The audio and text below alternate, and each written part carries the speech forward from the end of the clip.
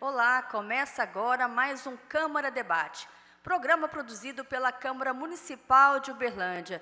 E o assunto desta edição é segurança das mulheres, porque elas simplesmente não vão embora. E as nossas convidadas de hoje são a defensora pública Bárbara Machado, a vereadora Cláudia Guerra, presidente da Comissão dos Direitos das Mulheres da Câmara Municipal de Uberlândia e também procuradora da Mulher, a vereadora Amanda Gondim, relatora da Comissão dos Direitos das Mulheres, e a psicóloga Cláudia Cruz, da SOS Mulher e Família de Uberlândia.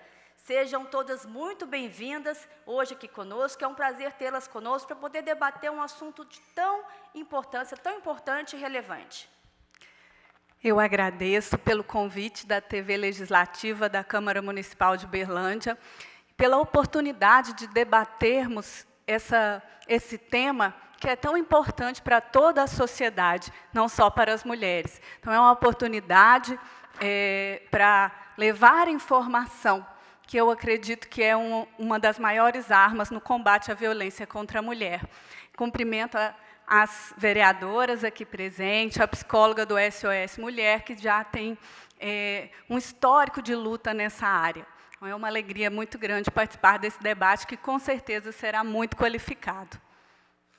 Agradeço a Adriana por essa mediação tão importante desse tema relevante, a todos os técnicos da Câmara Municipal e especialmente as nossas convidadas, a doutora Bárbara, também a Cláudia Cruz, pela SOS Mulher e Família, a Bárbara enquanto defensora, essa parceria aqui com a colega Amanda, que é também da Comissão dos Direitos das Mulheres, e a gente sabe que hoje Uberlândia é a segunda cidade do estado de Minas Gerais, e Minas Gerais, primeiro lugar no ranking de país em feminicídios. Então, é urgente, ações educativas e preventivas são urgentes, mas também a gente debater, esclarecer, tirar dúvidas da população com relação a essa temática e o que o Legislativo tem feito com relação a essa importante questão, que é meter a colher em briga de marido e mulher.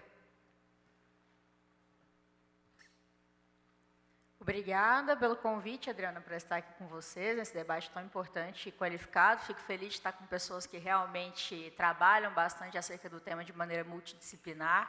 É um prazer sempre revê-la, a doutora Bárbara, nesses espaços, também a Cláudia, que já temos aí uma atuação de longos anos na área de direito das mulheres aqui em Uberlândia, e da satisfação de estar com a colega Cláudia Guerra aqui também, que é uma grande defensora dos direitos das mulheres, e essa comissão foi uma iniciativa do nosso mandato no início de 2021, quando a gente entrou aqui na Câmara com uma proposta de fazer uma política diferente, uma política de fato mais qualificada e técnica sobre assuntos como esse da pauta dos direitos das mulheres. Cláudia? Bom, Adriana, agradecer a você, pelo convite, em especial as presentes, a doutora Bárbara, Cláudia Guerra, Amanda, vereadoras, na Câmara Municipal de Uberlândia, que fazem um importante papel, nesse debate. E é sempre bom, estarmos em espaços como esse para que a gente dialogue com a comunidade, e traga tanto as informações sobre a própria problemática da violência contra as mulheres, mas também muito do que tem sido feito. Eu entendo que cada uma de nós aqui, além de outras profissionais, de outras instituições e mesmo outras vereadoras, tem uma atuação contundente em relação a essa problemática, porque é uma realidade que a gente precisa enfrentar. Então, agradeço pelo espaço. Obrigada a todas. E para começar nosso bate-papo, eu tenho alguns dados aqui. A violência contra as mulheres é um problema grave em todo o mundo, no Brasil, e em Minas Gerais não é exceção. No estado, os casos de feminicídio têm sido alarmantes. Como a vereadora Cláudia Guerra disse, Minas Gerais ocupa o primeiro lugar em feminicídios do país. E segundo a Anistia Internacional, 4 mulheres foram mortas por dia no Brasil no primeiro semestre de 2022. O estudo aponta ainda que 62% das mulheres vítimas de feminicídio no país são negras. E, doutora Bárbara, a senhora tem um trabalho muito atuante na luta pelas mulheres. Eu gostaria que a senhora falasse um pouco sobre esse trabalho realizado pela Defensoria Pública. Certo.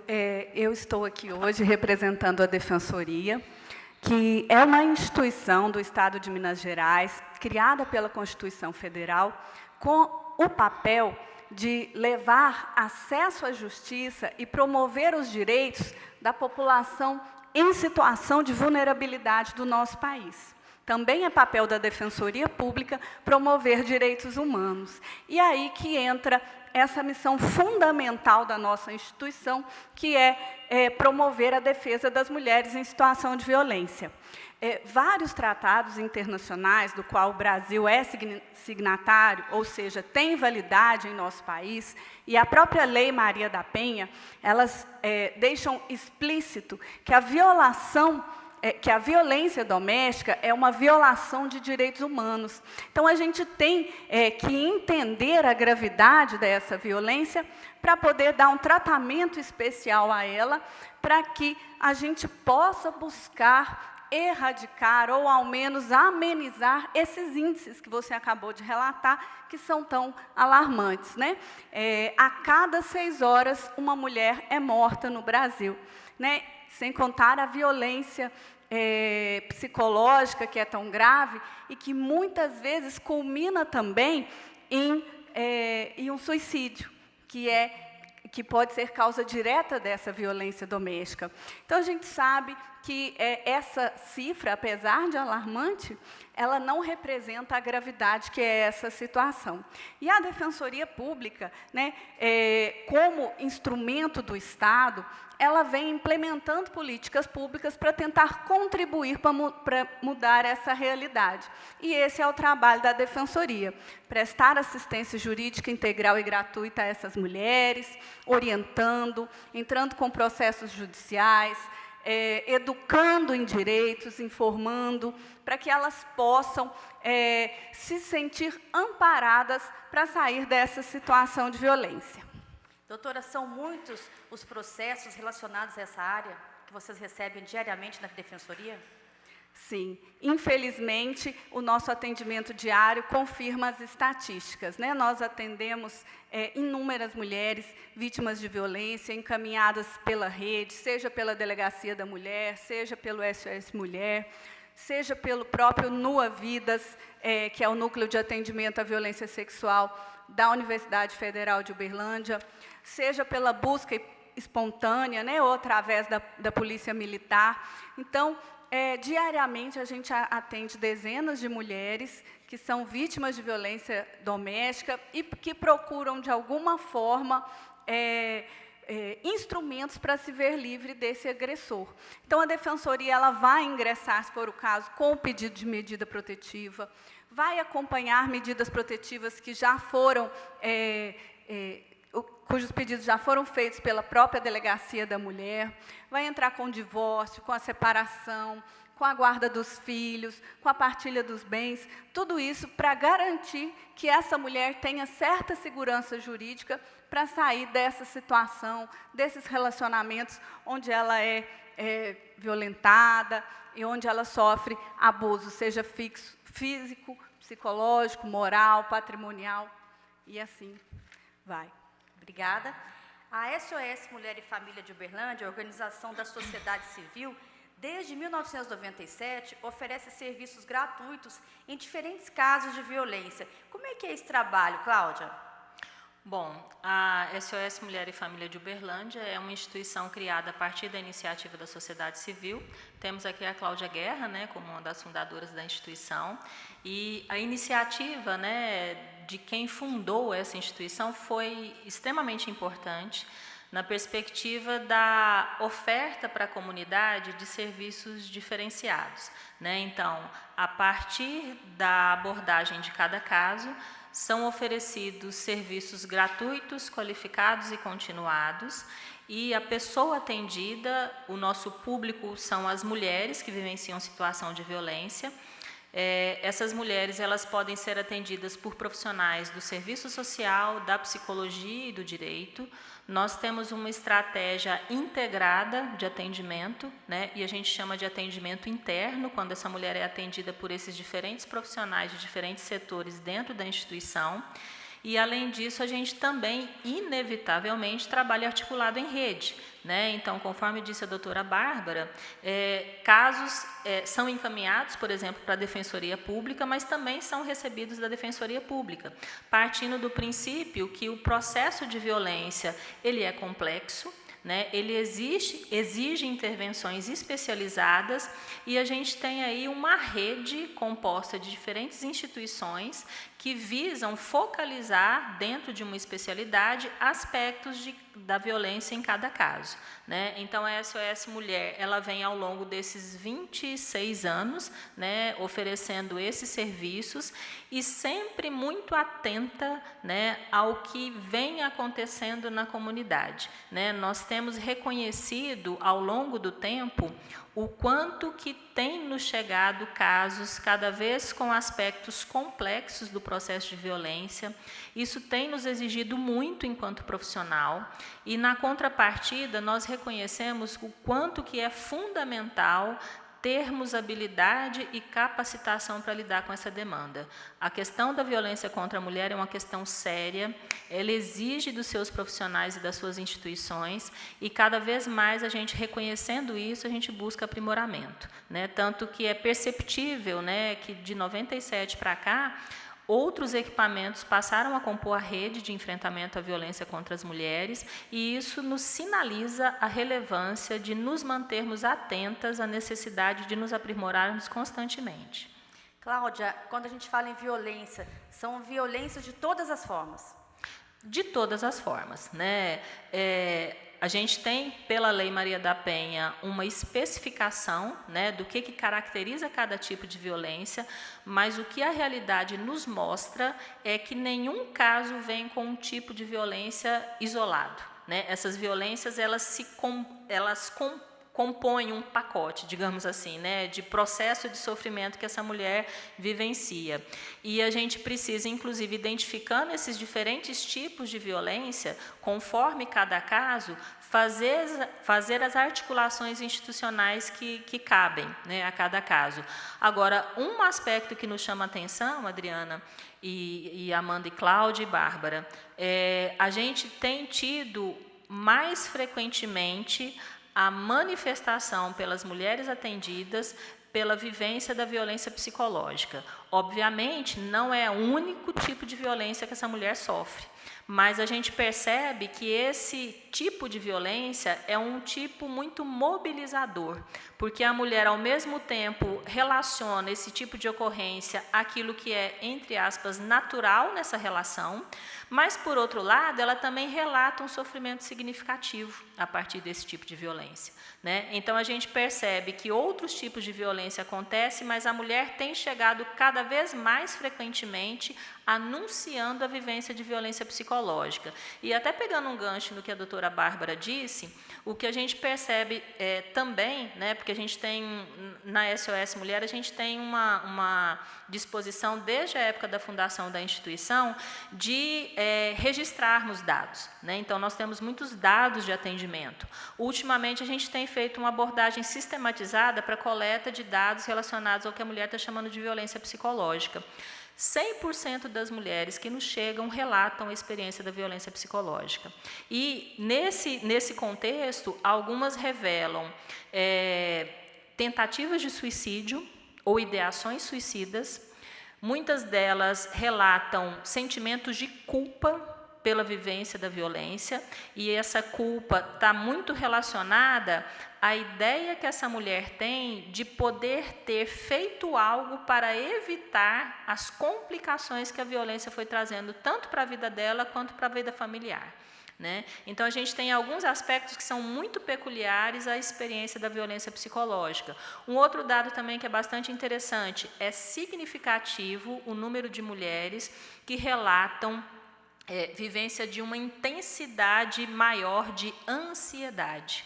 E essa ansiedade muito frequentemente também é relacionada a comprometimentos físicos. Então, essa mulher que tem ansiedade, ela também tem depressão, ela também tem problemas cardíacos, ela também tem crises de pânico, ela tem problemas de saúde não diagnosticados, mas que provocam um mal-estar físico importante, além do mal-estar emocional. Enfim, a gente percebe que a vivência da violência provoca impactos importantes, tanto no aspecto físico quanto emocional dessa mulher, considerando, inclusive, todos os outros impactos relacionados às outras formas de violência. Cláudia, só para exemplificar, o que seria essa violência psicológica? Seria uma ameaça velada? Explica um pouquinho isso para a gente. Bom, a partir dos casos que a gente atende, Adriana, há relatos, né, de que essa experiência da convivência, pensando que mais frequentemente a pessoa autora de violência é o marido, né, é aquele homem com quem a mulher vivencia um relacionamento estável, nesse relacionamento marcadamente há desrespeito, há desconsideração sobre a mulher, a culpabilização dela por algo que não deu certo, e esse homem entende que ela é a culpada por isso.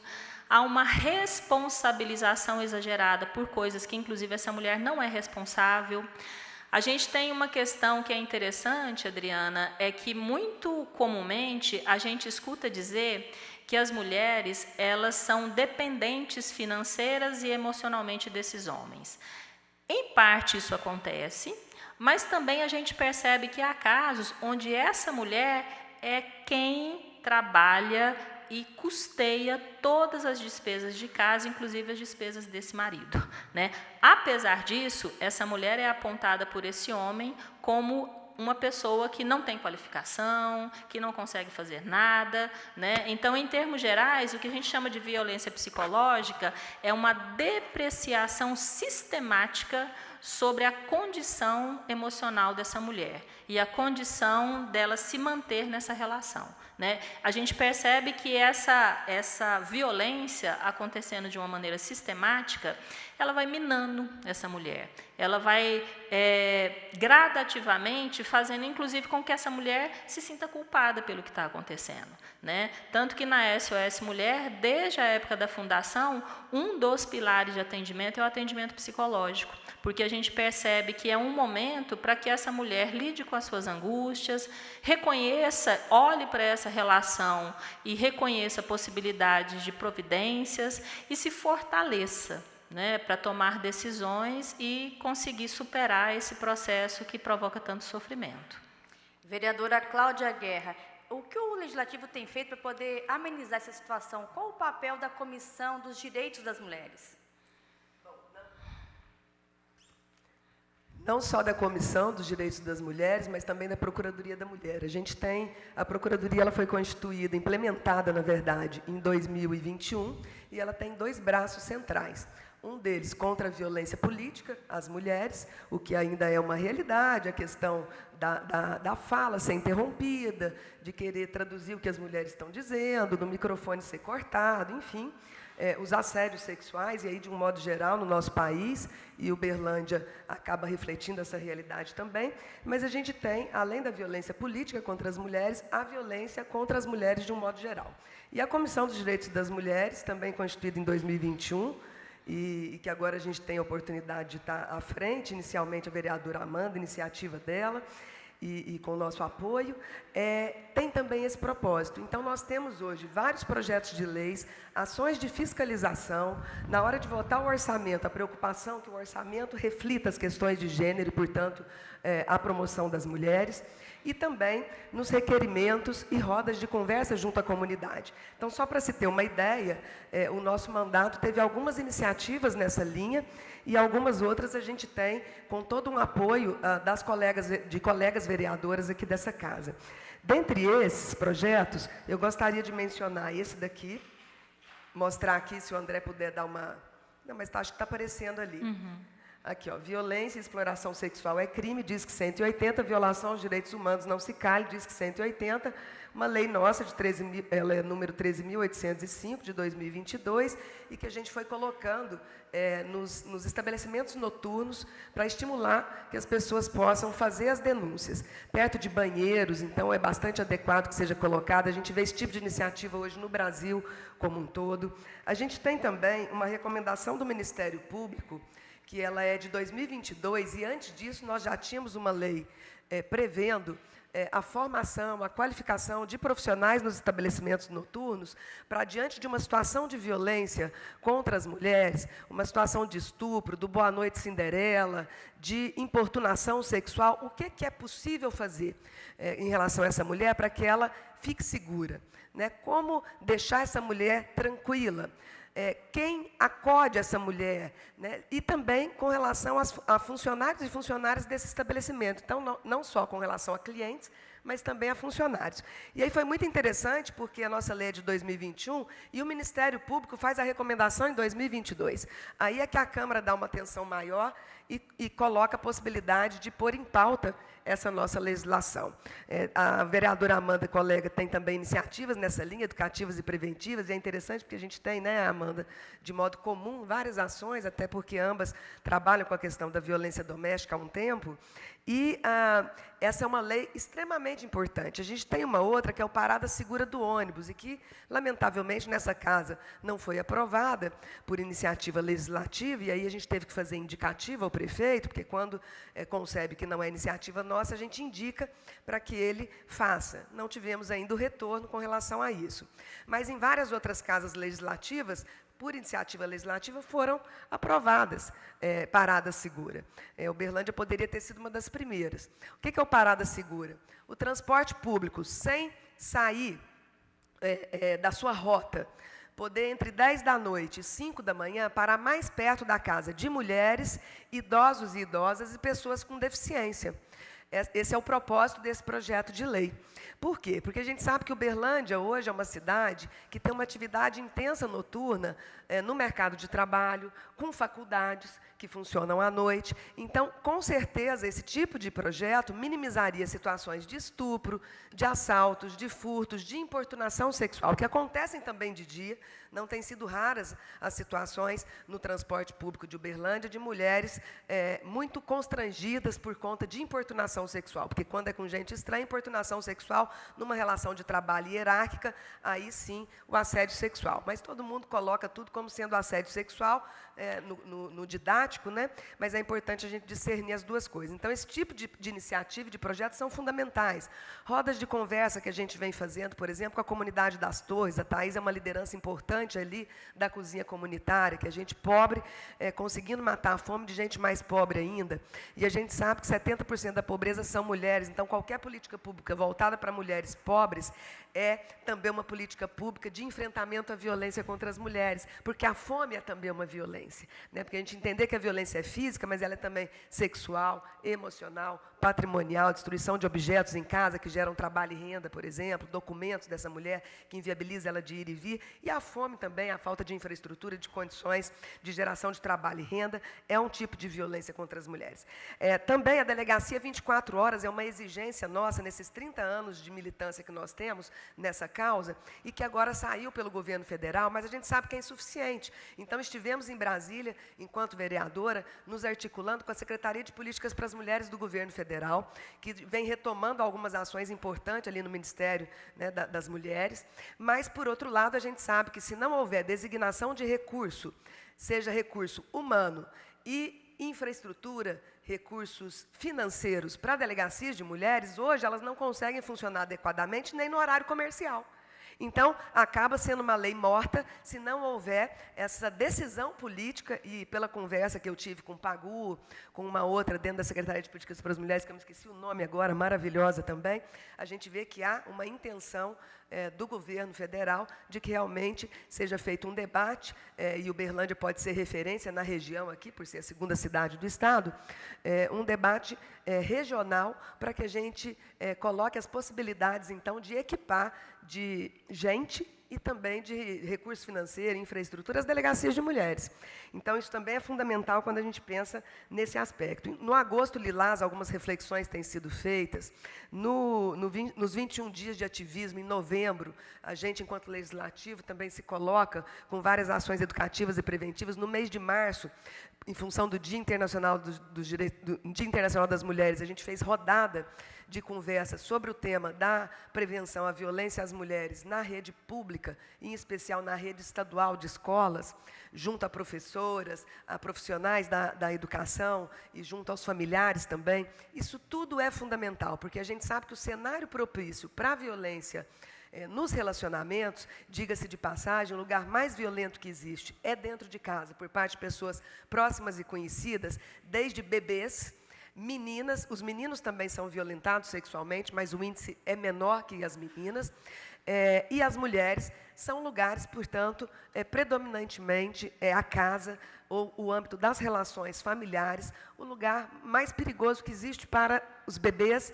meninas e mulheres. E isso é muito preocupante. Então, é preciso desconstruir aquelas construções de gênero que colocam subalternidade do feminino ao masculino, que implicam em desigualdade entre homens e mulheres, salários menores ainda para mulheres, mesmo elas tendo mais escolaridade que os homens em vários níveis.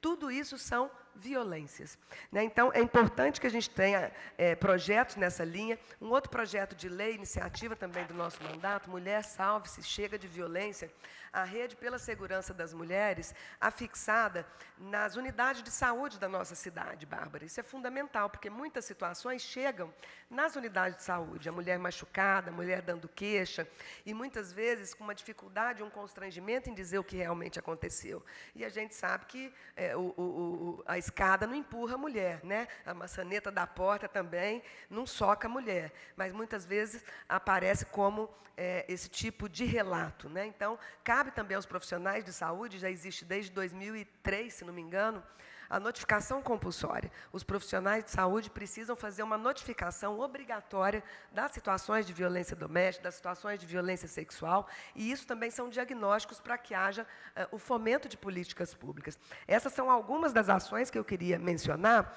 E, por último, além da capacitação de funcionários, nós tivemos agora uma iniciativa, e um outro colega vereador também, e nós, então, o apoiamos para que ele fizesse o substitutivo, e retiramos o nosso projeto e assinamos junto, para que as mulheres tenham acompanhamento quando vão realizar exames e cirurgias onde elas são anestesiadas, onde elas são, de algum modo, entorpecidas, entre aspas. Nós tivemos várias situações de anestesistas em Uberlândia e fora da cidade, de médicos que estupravam as mulheres estando anestesiadas para fazer cirurgia plástica, o abdomaci, por exemplo, que é um caso famoso no Brasil. Então, as mulheres terem o direito de terem uma acompanhante da sua confiança. É óbvio que numa UTI tem restrições, né, em outras situações de raio-x também, por conta do comprometimento ao corpo humano do raio-x, de ficar levando acompanhantes, mas, minimamente, para a realização de exames com anestesia e de cirurgias, é fundamental a mulher ter acompanhante. Então, é uma lei também aqui de Uberlândia e que a gente fica muito feliz de ter a coparticipação nela junto com outro vereador colega. Então, aqui são alguns exemplos do que o Legislativo tem feito aqui dentro do plenário e fora do plenário, com fiscalizações, rodas de conversa, ações educativas e preventivas com relação à promoção das mulheres e a minimizar esses índices tão trágicos de violência contra as mulheres. Vereadora Amanda Gondim, a senhora que é relatora da Comissão dos Direitos das Mulheres e responsável pela criação dessa comissão permanente aqui na casa. Quais os projetos e iniciativas que a senhora tem em defesa desse público? Bom, Adriana, essa primeira iniciativa nossa de constituir essa comissão foi justamente para ter um espaço qualificado para o debate desse assunto, que é um assunto multidisciplinar. Fizemos também um ofício que provocou o Tribunal de Justiça de Minas Gerais, nos somamos aos esforços da diretora do Fórum de Uberlândia na criação da vara especializada em violência contra a mulher aqui no município, que foi de um grande avanço para que esses temas possam ser tratados até de maneira mais célere dentro da comarca de Uberlândia, aqui com o apoio também da defensora pública doutora Bárbara e também do pessoal do SOS Mulher também, e da própria vereadora Cláudia Guerra e das demais vereadoras que se somaram a nós nesses esforços. Tenho alguns projetos de minha autoria aqui que vêm de encontro a... Bom, eu assinei um compromisso com a Agenda Marielle Franco, né? E a gente sabe que Marielle foi uma das grandes figuras políticas de mulheres que têm uma simbologia para nós que estamos ocupando esses cargos, de continuar seu legado pela luta dos direitos das mulheres, pela redução das desigualdades. E nisso a gente conseguiu aprovar aqui na Câmara um projeto chamado Lei do Dossiê Mulher, que é justamente ter um compilado de dados pela Prefeitura Municipal de Uberlândia dos atendimentos que são feitos nos instrumentos públicos de saúde, de assistência social, de educação, com relação ao perfil da mulher que sofre violência em Uberlândia.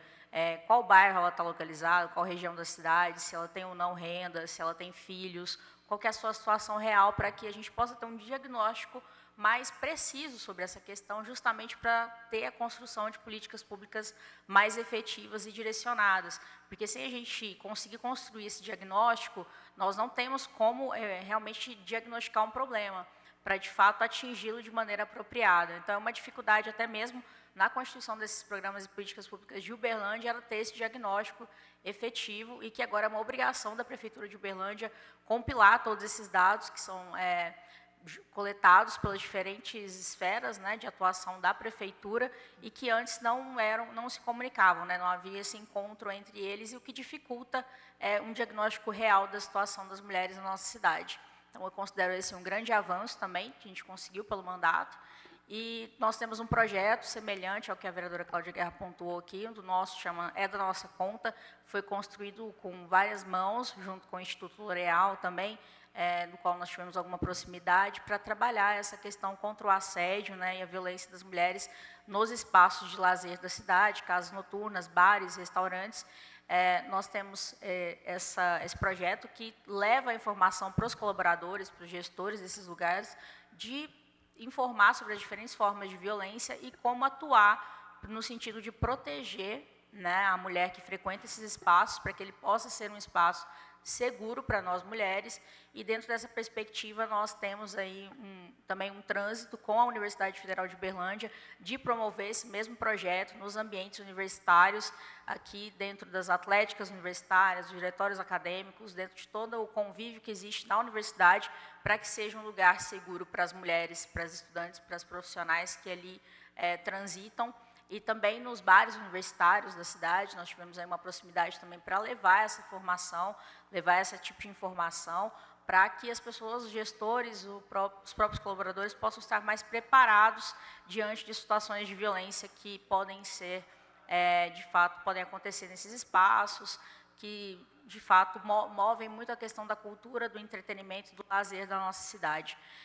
Nós temos também um projeto que foi aprovado, seguindo o que existe de diretriz dentro da Lei Maria da Penha, sobre a preferência de dependentes, né, de mulheres em situações de violência, na matrícula de escolas e creches da nossa cidade, para que essas mulheres possam ter aí um local mais próximo para matricular seus dependentes, seus filhos, para que elas possam trabalhar, enfim, desenvolver suas atividades com maior tranquilidade nessa questão, porque a gente sabe que uma das grandes dificuldades dessas mulheres nesses ciclos de violência é, de fato, uma emancipação e uma autonomia financeira com relação a seus cônjuges ou companheiros que são aí os autores das violências.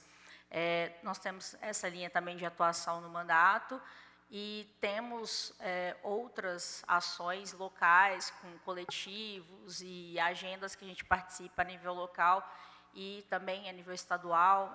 Nós tivemos um projeto que foi aprovado aqui de saúde LGBT, que foi uma vitória muito grande para a comunidade LGBT na nossa cidade, que inclui também a segurança e a saúde das mulheres.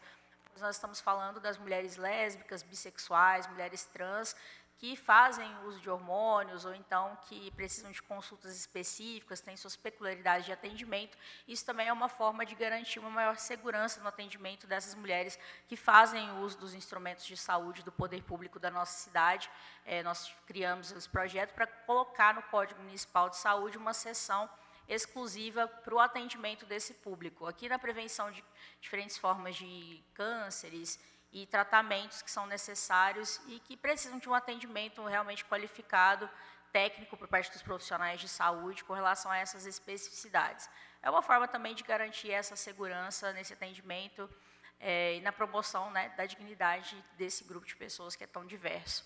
Essas são algumas das questões que eu fiz questão de trazer aqui, levantar para esse nosso debate, e dizer que a gente tem feito diferentes atuações de maneira multidisciplinar também, pensando nos recortes, né, das mulheres que são mulheres da periferia, mulheres com deficiência, mulheres LGBTs, que são questões que precisam de tratativas diferentes para que a gente possa, de fato, alcançar a promoção dos direitos desses grupos e também na sua característica de uma segurança, né, de uma segurança pública que se constrói também dentro dessas vertentes de atuação e de política. Obrigada, vereadora Amanda. Nós vamos agora a um rápido intervalo e voltamos já já. Nós vamos agora a um rápido intervalo e voltamos já já com mais um Câmara Debate.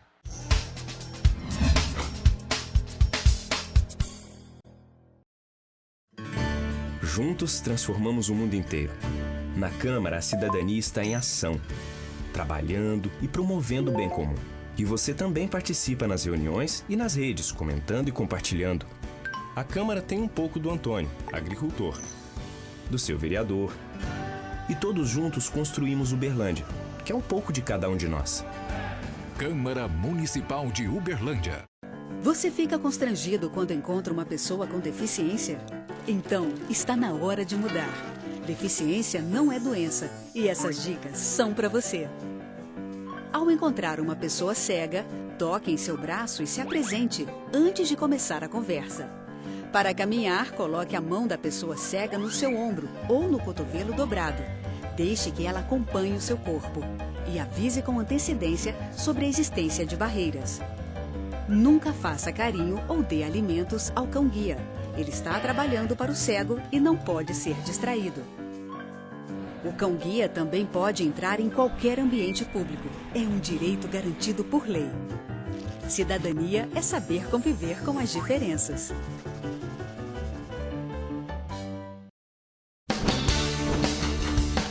Fique sabendo. Ao lavar louças, não deixe a torneira aberta o tempo todo. Primeiro passe a esponja e ensaboe. Depois enxague tudo de uma só vez.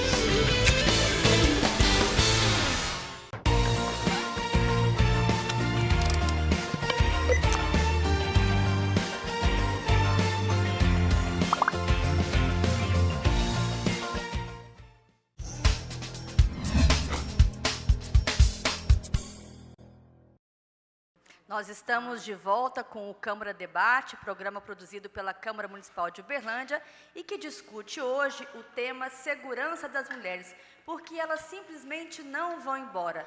Doutora Bárbara, o que o senhor teria para falar sobre essa pergunta? Por que essas mulheres não vão embora, né? Não deixam os agressores, em muitos casos?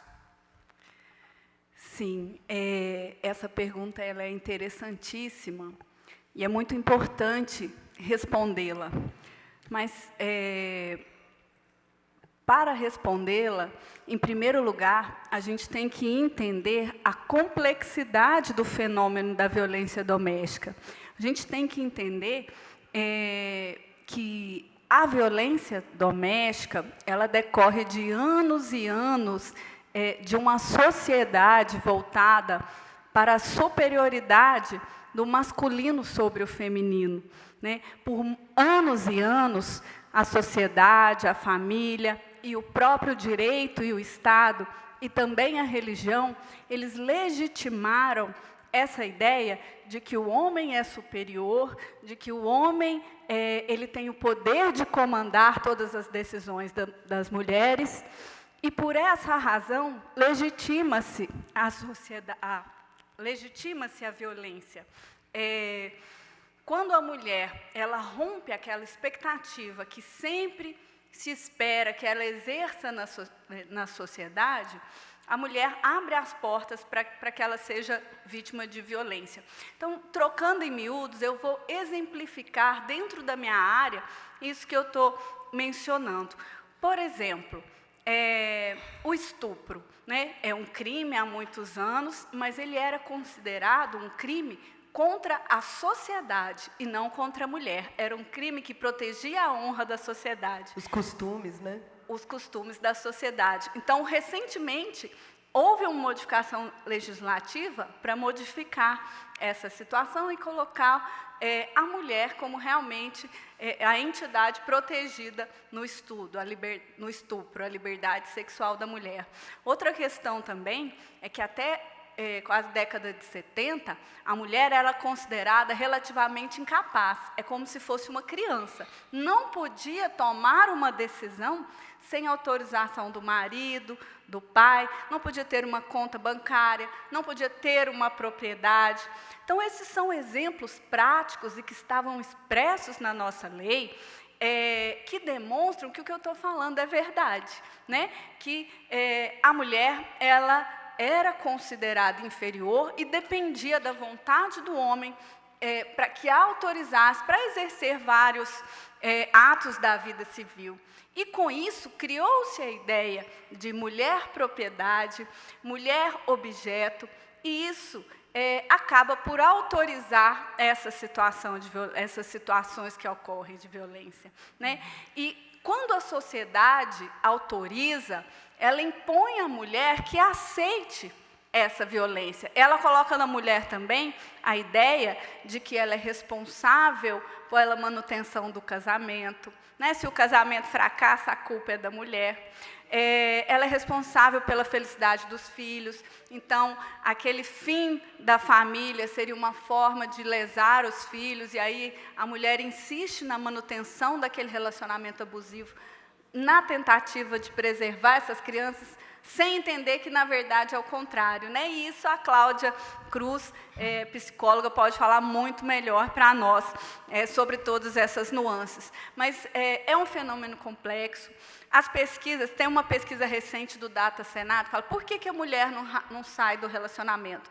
Cerca de 70% ela afirma que é por medo.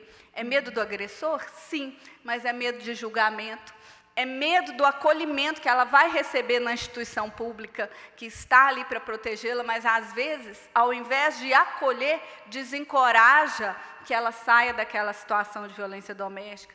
É o medo de não conseguir sustentar os filhos, e aí entra a dependência econômica, né? Então, todas essas questões, né, elas impactam para que essa mulher não saia da situação de violência, ela permaneça nessa situação.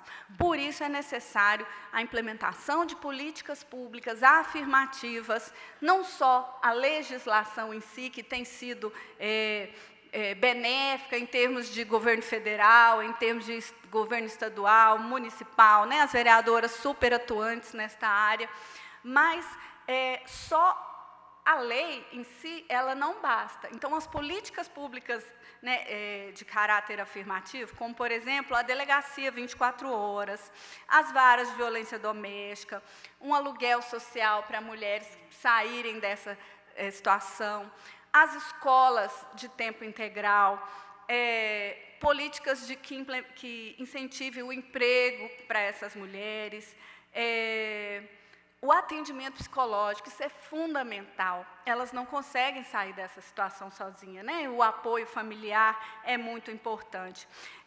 Então, todas essas questões, e também, que eu ressalto muito importante, o apoio material para os órfãos do feminicídio, né? Que a gente vê crianças aí também, né? São 6 por dia crianças, né, em tese, que perdem suas mães para esse crime tão grave.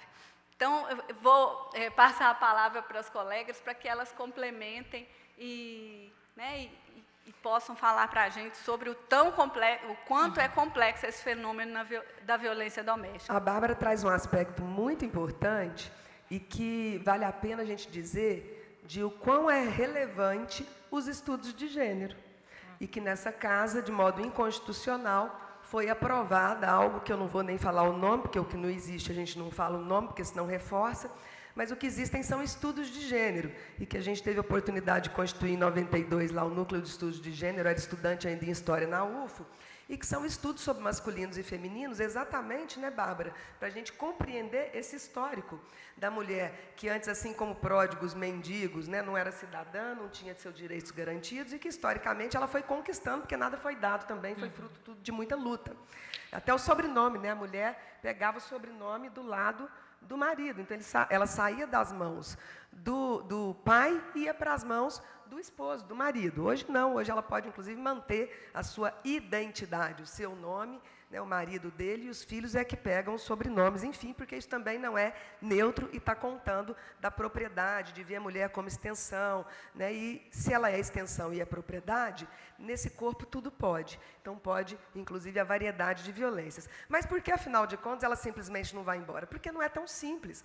Quando se vive a violência com alguém estranho, você vai, faz e acontece. Quando alguém próximo, que você investiu sonhos, projetos, filhos, sexualidade, inclusive sentimentos de natureza muito positivos, porque por mais que tenha o medo, por mais que tenha vergonha de viver aquela situação, por mais que tenha constrangimentos, há também o amor, há também a crença de que essa relação pode mudar, de que essa fase é temporária, né, de que é possível mudar o outro. Né? A gente sabe que ninguém muda ninguém, a menos que internamente haja esse desejo, e os condicionamentos sociais também interferem nisso, não é um processo meramente individual, mas essa crença, ela acontece.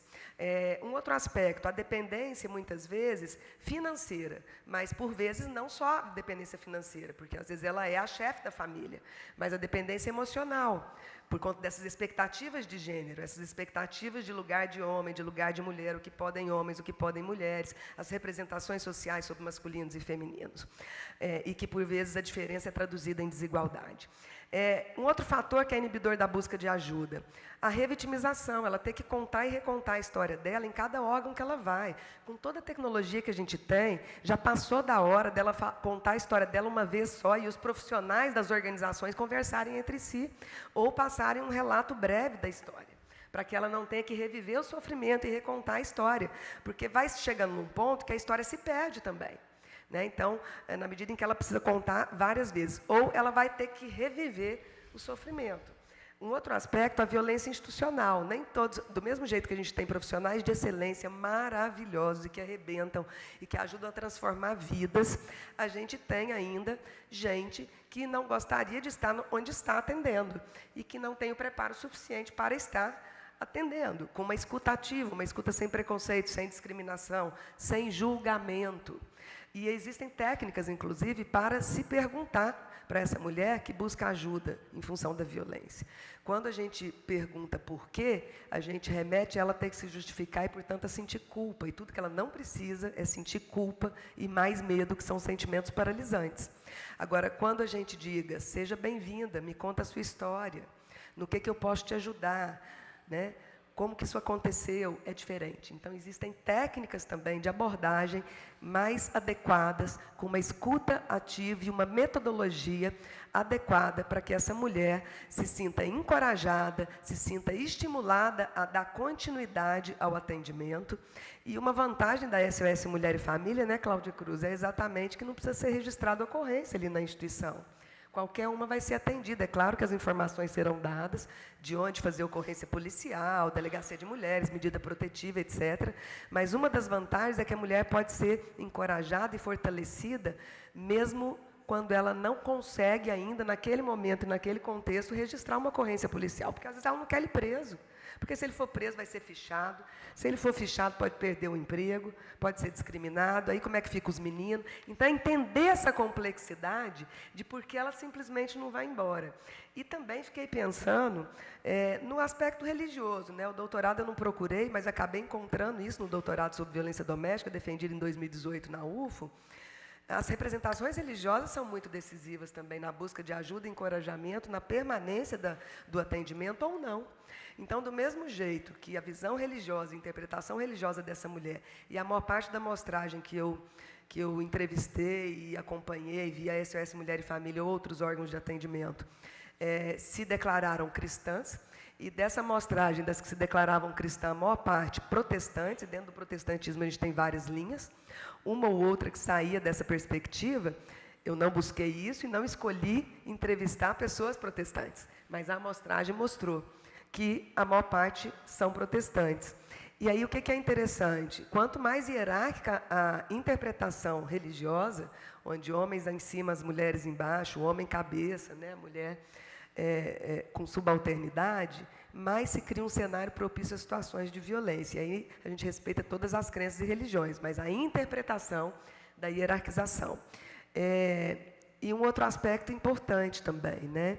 Se a interpretação religiosa é de que o casamento é para uma vida inteira, por vezes a submissão a situações de violência é vista com naturalidade, uma vez que o que Deus uniu, o homem não separa. Então, ao mesmo tempo que a gente tem a religião encorajando algumas a saírem da situação de violência, a religiosidade, a espiritualidade, né? Quer dizer, a gota d'água foi quando começou a comprometer meus filhos, e aí ela sai e fala que Deus ajudou, encorajou. Por outro lado, a gente tem representações religiosas que contribuem para a perpetuação das situações de violência. Então, olha quantos fatores nós temos. Né? E os sinais, eles vão aparecendo. Onde você pensa que você vai com essa roupa, e esse batom vermelho de prostituta, e você é péssima mãe, você é ruim de cama, você engordou, você não trabalha, você não tem renda, você nunca mais vai arrumar outro. São situações muito constantes, são falas muito constantes, porque a violência dói no corpo quando deixa hematomas, mas ela dói na alma, dói na sede racional, dói no espírito, que é essa violência emocional. Né? Então, essa é um pouco da minha contribuição com relação a esse tema de por que ela simplesmente não vai embora. Não é tão simples assim. Cláudia, só uma observação que eu acho importantíssima aqui lembrar, né? Quando você diz que às vezes ela não quer denunciar, e a gente ouve muito isso, né? Que, na verdade, o que a mulher quer, na grande maioria das vezes, quando ela nos procura, é que a violência cesse e não colocar aquela pessoa na cadeia. Mas é importante, que eu gostaria de registrar, que solicitar a medida protetiva, ela não gera antecedentes criminais para o agressor. Tá? Então, mulher, não tenha medo de pedir uma medida protetiva se você está se sentindo em risco, porque isso não gerará antecedentes criminais, não vai impactar no trabalho, não gera antecedentes, e nem o processo de pensão alimentícia para o filho. Mas pode salvar essa mulher, o afastamento dele do lar, né? Sim. E às vezes uma tornozeleira eletrônica, Sim. né? Então são medidas que realmente protegem a mulher. Sim, são medidas como que exigir que ele fique afastado, que ele não mande mensagem, que ele não difame aquela mulher nas redes sociais, né? São medidas importantes que podem ser tomadas para fazer cessar a violência e que não vão gerar nenhuma consequência, que ele vá perder o emprego e não ter condições de cuidar dos filhos, né? Vereadora Amanda. Obrigada, Adriana. Bom, acho que essa própria pergunta tem que ser revista, porque a gente sempre joga na mulher, né? A gente sempre joga no colo da mulher a responsabilidade por uma coisa que é estritamente responsabilidade de quem pratica a violência, né? O responsável por toda essa situação gerada na mulher é o homem, ou seu algoz, que pratica uma cultura do estupro que é reforçada de todas as formas possíveis na sociedade. Desde as questões que a vereadora Cláudia levantou aqui, que a doutora Bárbara também trouxeram, eu acredito que a gente pense numa forma de espiral da violência, na verdade. Tem que se conversar com esse autor da violência. Tem que ter uma conversa com quem pratica essa violência, porque a responsabilidade é dele. Eu falo como advogado também, que acompanha vários casos de violência contra a mulher, e no início da minha carreira me deparei com muitos depoimentos em que a violência institucional era tão severa, de policiais perguntando para a mulher por que ela não saiu de casa, porque se ela havia traído o marido ou o cônjuge naquele momento para sofrer aquela violência. Então, é sempre invertido para o lado da mulher. Até em situações de abuso, eu acompanho muitos casos também de crianças que sofreram abusos, violências, e que a responsabilidade é jogada no colo da mãe. Como que você deixou essa pessoa se aproximar do seu filho? Como que você não fez nada? E a mulher, muitas vezes, não estava nem ciente daquela situação, porque tem um vínculo afetivo com aquela pessoa, tem diversas questões emocionais, psicológicas envolvidas nisso, e culturais também, sociais.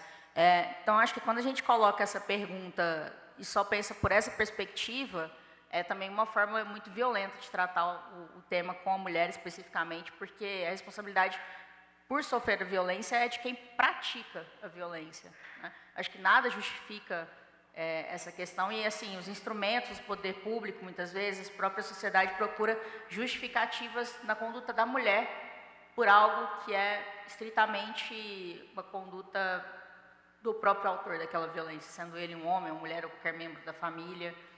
E eu acho que é importante reiterar isso aqui também, porque no nosso país principal país em exploração sexual infantil no mundo. Ele só perde para a Tailândia. E aqui a gente está falando de meninas, né? De crianças.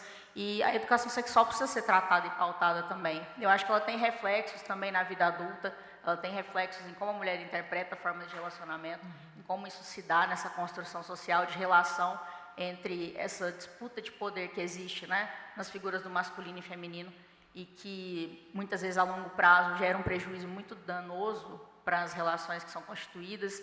E essa forma camuflada de não se debater o assunto é só uma forma reiterada de praticar novamente uma violência contra a mulher, uma violência mais sistematizada.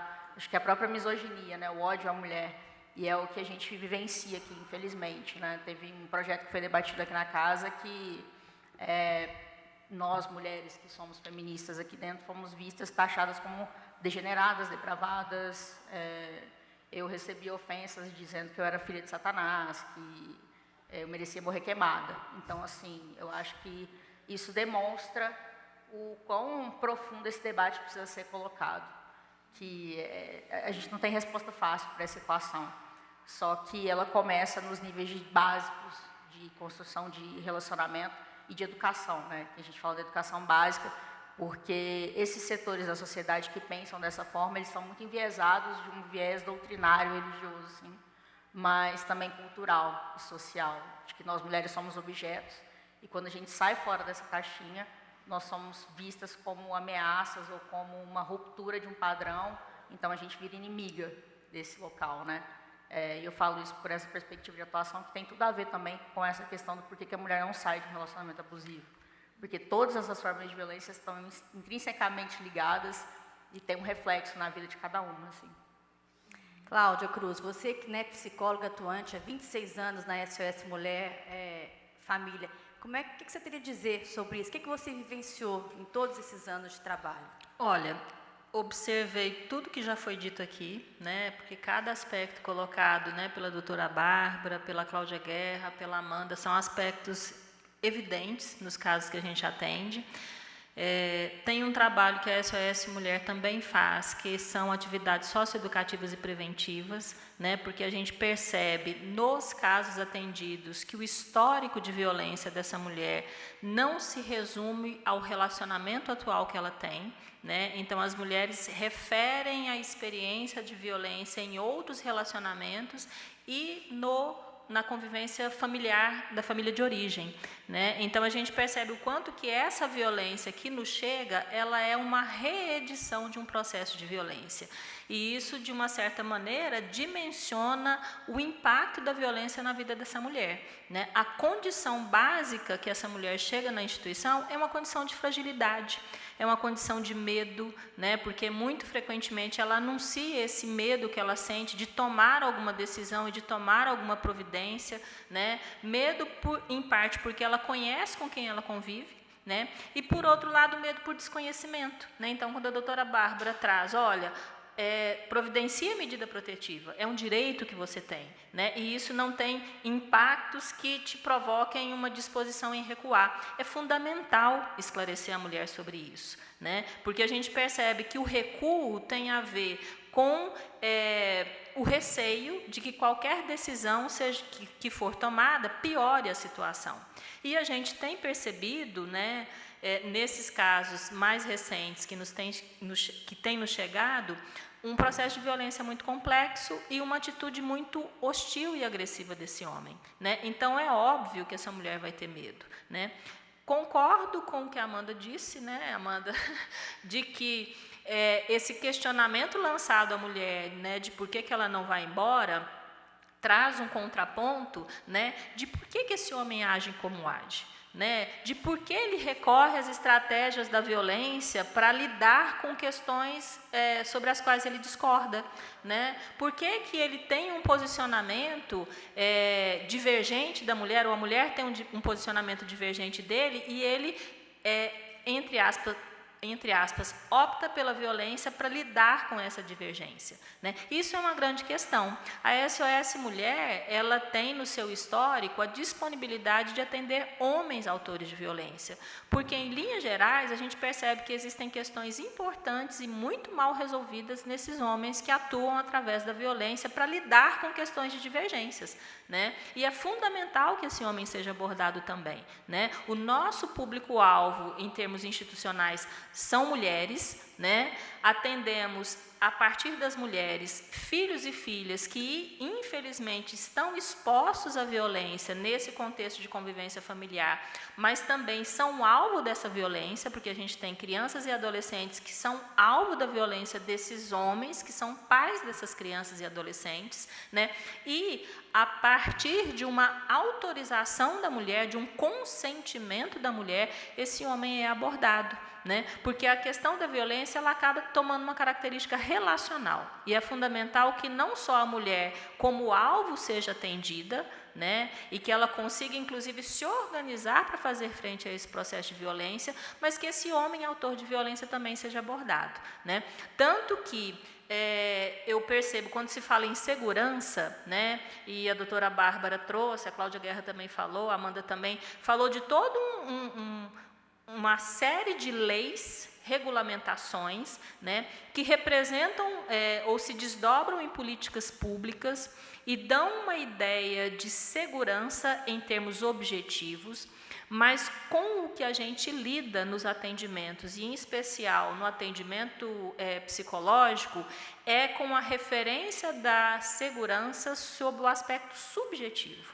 A mulher que nos busca é uma mulher que está insegura, está amedrontada, está cheia de dúvidas, tem receios, tem dificuldades de detalhar o que ela vivencia, e cabe a cada profissional que atende se dispor a ter uma atitude de acolhimento e de respeito em relação a essa mulher, né? Porque é comum acontecer de que ela gradativamente vai dizendo da seriedade do caso que ela vive. Ela não chega e conta tudo, ela conta aos poucos. E à medida em que a gente tem essa disponibilidade de escuta, que é acolhedora e respeitosa e qualificada, a gente consegue entender a dimensão dessa experiência, que é subjetiva, né? Então, não dá para pensar em segurança, né, sob o aspecto subjetivo, sem considerar essa vivência da segurança sob a referência subjetiva. A mulher que é segura, que se sente fortalecida, que tem uma convicção em relação à decisão que pode tomar, ela se sustenta. Essa mulher fragilizada, ela inclusive é um alvo interessante para esse homem autor de violência. O homem autor de violência, ele quer a mulher assim, fragilizada, vulnerabilizada, sem conhecimentos, né? E a violência psicológica muitas vezes pega nesse ponto. Você não sabe de nada, você não consegue nada, e são falas que machucam, né? E que minam, como eu já disse, né, essa disposição em tomar alguma providência.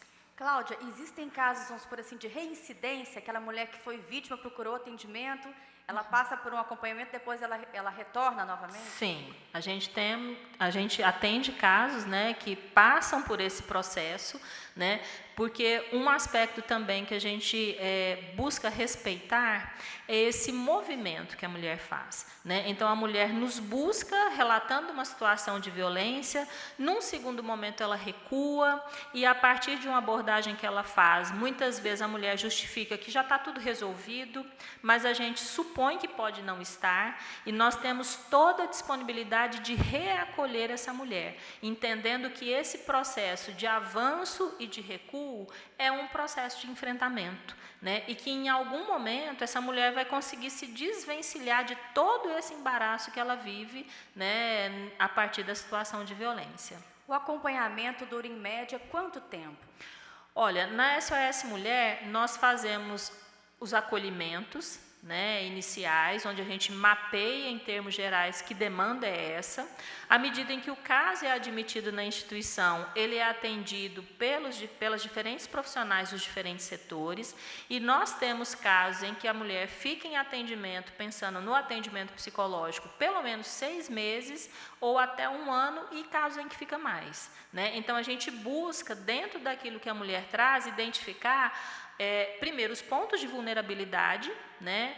Fazemos as intervenções e o acompanhamento dessa mulher de modo que há um momento em que ela se mostra fortalecida, né? E esse momento é justamente o momento em que a gente contribui para que ela consiga se organizar e seguir em frente. Com relação às medidas protetivas, alguns estados estão utilizando equipamentos como a tornozeleira eletrônica para poder monitorar agressores e vítimas, inclusive aqui no estado de Minas Gerais. Doutora Bárbara, isso pode ser considerado um avanço, tecnologia aliado com segurança? É eficaz? Eu entendo como um avanço, sim.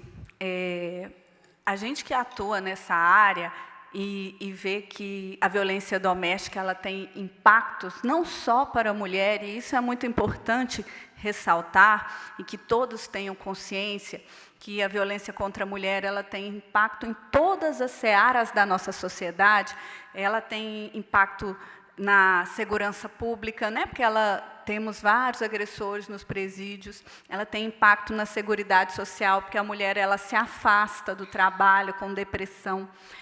No sistema de saúde, né, pela doença, tem impacto no sistema de justiça. Então, a defensoria, enquanto poderia estar resolvendo outras coisas, ela se mobiliza para atender as mulheres, o próprio sistema de justiça, no judiciário. São inúmeros os processos em que tem a violência doméstica como pano de fundo.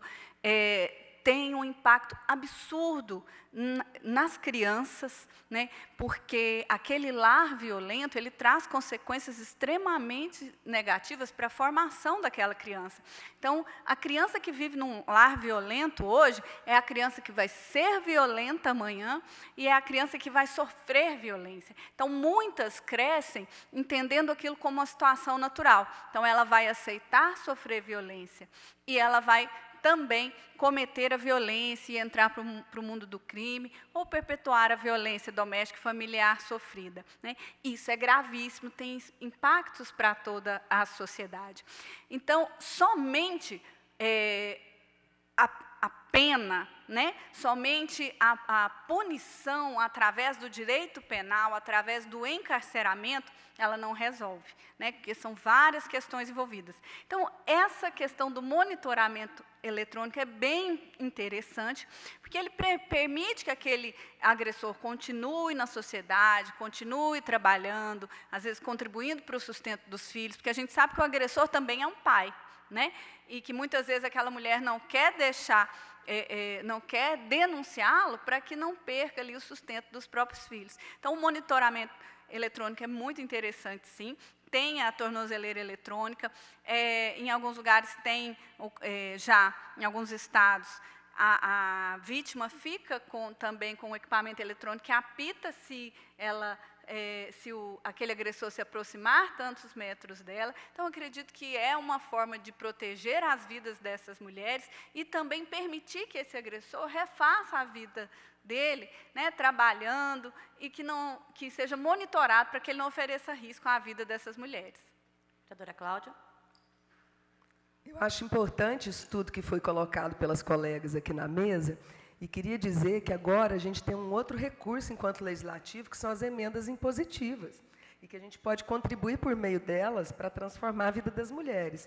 Então, só para se ter uma ideia, a gente não põe a mão no recurso, mas 1 milhão vem desse recurso que é dos impostos das pessoas, 1% para o legislativo, talvez passe para 2 agora, e que dá mais ou menos R$1 milhão. E a gente tem investido na promoção das mulheres com essa concepção de que transformar a vida das mulheres, melhorar a vida das famílias e melhorar a vida de toda a sociedade, com todos esses impactos que a Bárbara muito bem colocou, de que essa violência ela é um problema de segurança, mas é um problema de saúde pública. Morrem ou são feridas mais mulheres em função da violência doméstica e nas relações de proximidade que de outras doenças, fora o impacto na saúde mental. né? Então, é um problema também social, é um problema cultural, que diz das questões de gênero, de como que a gente vai inventando o lugar de homem e de mulher, o que pode, o que não pode, enfim. Mas as emendas impositivas passam a ser um instrumento. Então, desse R$1 milhão, a metade tem que ir para a saúde, e a gente tem colocado em vários projetos, a partir de edital e das propostas que nos aparecem, promoção das mulheres na área da saúde, mas também recurso, por exemplo, para a ONG SOS Mulher e Família, ter um espaço mais adequado para poder fazer os atendimentos sociais, psicológicos e jurídicos. Na cultura, o Teatro Diferente, que tem rodado a rede pública da cidade, falando de prevenção à violência às mulheres, violência doméstica e violência escolar. O grupo Trupe de Truões, também na área cultural, sobre a infância roubada, lembrando que também, para crianças, o lugar mais violento que existe é dentro de casa. E a nossa recomendação é sempre que é preciso alguém orientar a criança antes que aconteça, né? Na nossa casa, a gente orientou quando eles aprenderam a falar. Pipiu e bumbum, ninguém pode alisar, passar a mão, não tem que ficar sentando no colo, não vai dormir na casa dos outros, porque a gente não sabe quem está. Enfim, o que faz? Sai gritando fogo, porque funciona mais que o socorro. E por quê, mãe? Porque são partes íntimas, né? As suas genitálias são partes íntimas. Pronto, não precisa falar mais nada. Na medida em que vai crescendo, a gente amplia o repertório e a linguagem mais adequada para a criança. Porque as meninas são mais estupradas que os meninos, violentadas na sua dignidade sexual. Os meninos também o são. Então, eu tenho 2 amados na minha casa. E eu vou fazer prevenção. Então, quando a gente ama, a gente faz prevenção, a gente orienta, né? Eu acho importante falar, então, dessas emendas impositivas como um dispositivo de ações concretas. Então, também para a ação moradia, que fica hoje no Morumbi, e com o desenvolvimento de ação também de promoção das mulheres, de geração de trabalho e renda, doutora Bárbara. Tudo isso fruto de emenda impositiva. Então, quer dizer, qualquer R$100 mil, qualquer R$200 mil, está promovendo mulheres, está tirando mulheres de situações de violência extremamente importantes. Então, eu queria mencionar isso como mais uma estratégia do Poder Legislativo, de que a gente está aqui para fazer projeto de lei que, se aprovado pela maioria, vira política pública. A gente está aqui para fiscalizar as políticas públicas e recomendar aperfeiçoamento a elas, votar o orçamento, e, inclusive, fazer ajustes ao orçamento, que é o dinheiro dos impostos, que dá 4 bilhões nessa cidade. O orçamento tem que ser olhado como um orçamento voltado também para as mulheres, que são a maior parte da população, lamentavelmente, a maior parte da pobreza. 62% dos feminicídios são mulheres negras, então o recorte racial e étnico é importante. A gente tem feito um trabalho no mandato para mães atípicas, que, além de tudo, são aquelas que são cuidadoras, muitas vezes largadas pelos maridos, que não dão conta dessa história, né? São as mulheres que mais cuidam dos doentes na nossa sociedade. Então, de novo, transformar a vida das mulheres melhor e transformar a vida de todas as pessoas, e que a gente possa ter isso em mente no processo legislativo, com todas essas funções importantes que a gente aqui mencionou, porque a sociedade de Uberlândia melhora com essa transformação. E aí o Estado melhora, o país melhora, o mundo melhora, né? Então, não tenho dúvidas nenhuma de que meter a colher em briga de marido e mulher é fundamental para a gente sair dessa situação que nos encontramos hoje.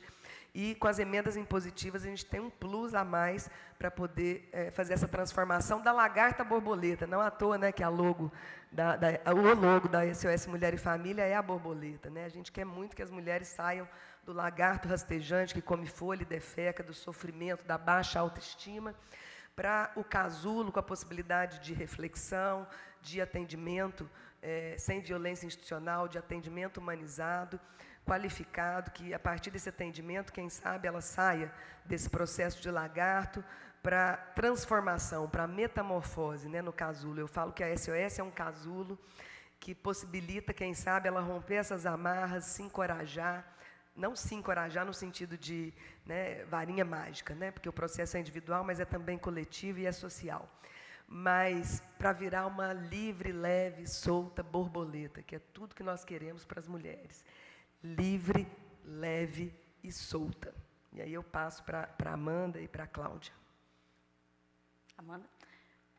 Bom, aproveitando o gancho sobre as tecnologias, acho que a tecnologia por si só pode parecer um avanço, mas eu acho que o problema principal que a gente tem é com relação ao orçamento público, né? A gente não tem um aumento da destinação para que essas políticas públicas saiam do papel, muitas vezes, e sejam aplicadas de maneira efetiva.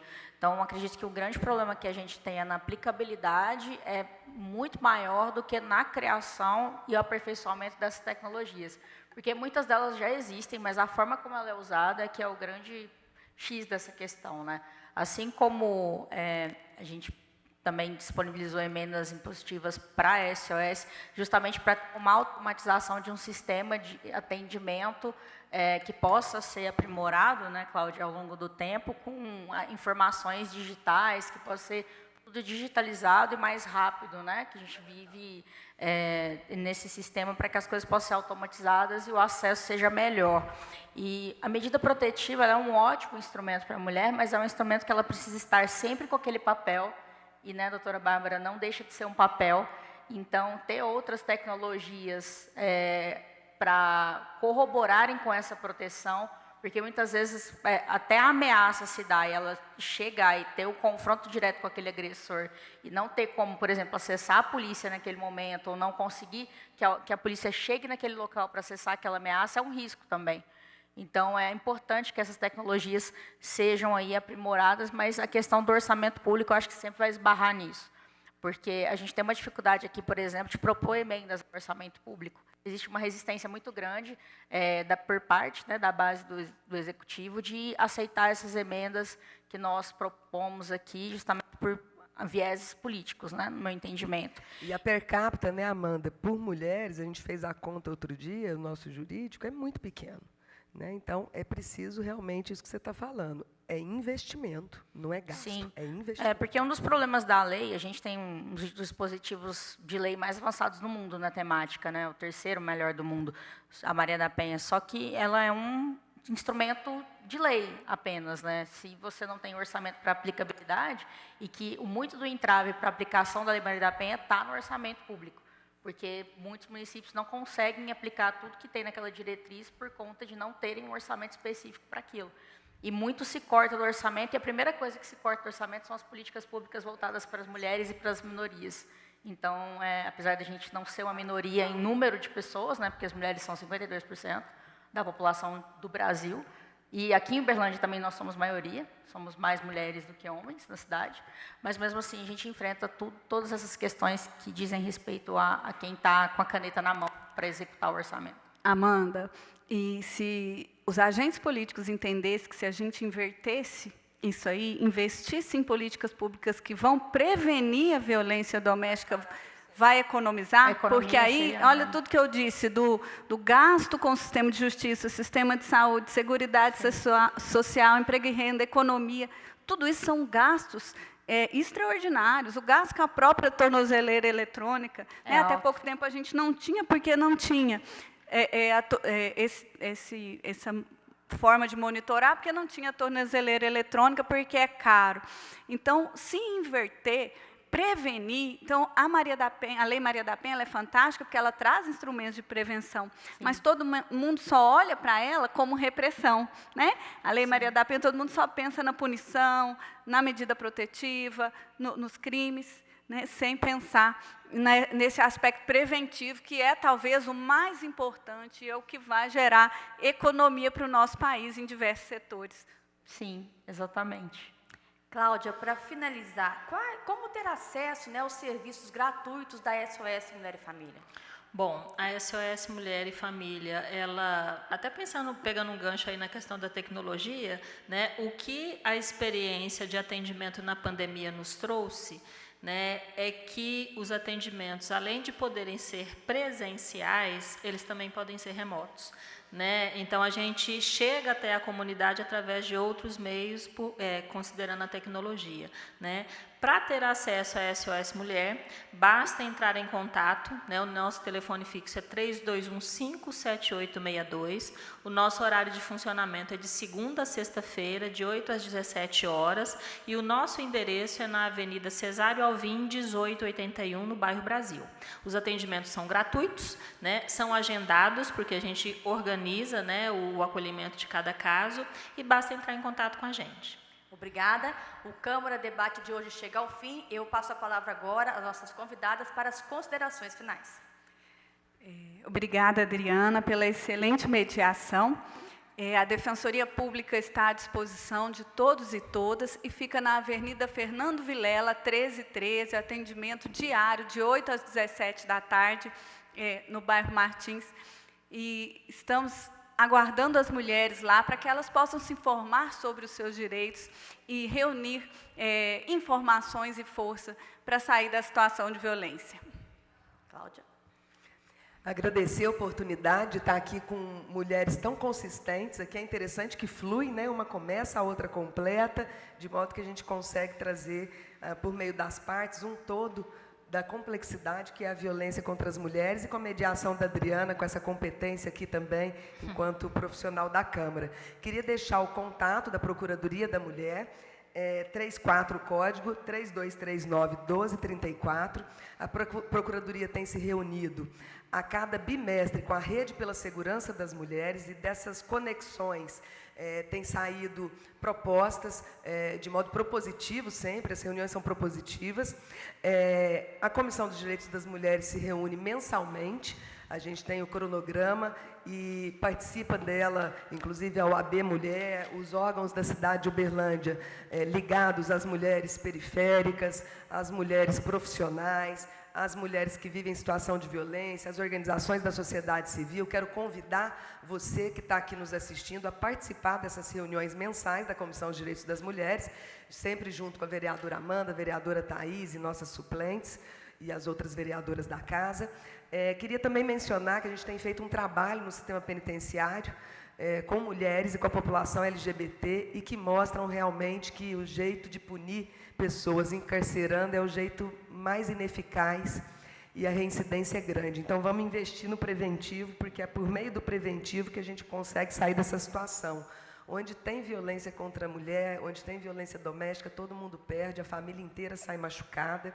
Então, é nesse sentido que a gente vem com essa palavra de prevenção. A prevenção ela é mais eficiente, mais barata e, portanto, meter a colher em briga de marido e mulher, não para levar fofoca, conversinha, mas para estimular a busca de ajuda e a necessidade de políticas públicas e aperfeiçoamento das políticas públicas que existem. Na nossa rede social, Cláudia Guerra UD, você acompanha o que a gente tem feito nesse trabalho aí de 30 anos, antes de ser vereadora, e agora como vereadora, promovendo as mulheres e tentando reduzir esses índices tão assustadores de violência contra as mulheres. Obrigada aos técnicos aqui, ao André, pessoal lá de dentro, né? Muito obrigada pela assessoria de vocês aqui, que é fundamental. E obrigada às colegas aqui na mesa por esse debate tão qualificado. Obrigada, Adriana. Eu agradeço o convite. Quero me colocar sempre à disposição para tratar desses temas tão importantes para a nossa cidade. Deixar aqui também meus canais abertos para quem quiser nos comunicar. E a gente tem muito material interessante, muitas cartilhas sobre violência contra a mulher, sobre violações de direitos humanos. Deixar aqui o nosso site, amandagondim.com, e nas redes sociais, Amanda Gondim UD. Nós tratamos dessas temáticas, fazemos um trabalho muito amplo também em direito à cidade, que é uma pauta que acaba sendo multidisciplinar em todos esses temas. Agradeço por estar aqui com colegas tão qualificadas para tratar dessa temática. Foi um ótimo programa. Muito obrigada.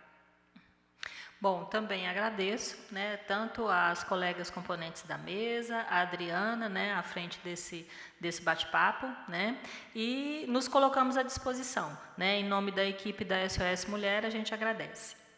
Eu agradeço mais uma vez a participação da Defensora Pública Bárbara Machado, das vereadoras Cláudia Guerra, Amanda Gondim e da psicóloga do SOS Mulher e Família, Cláudia Cruz.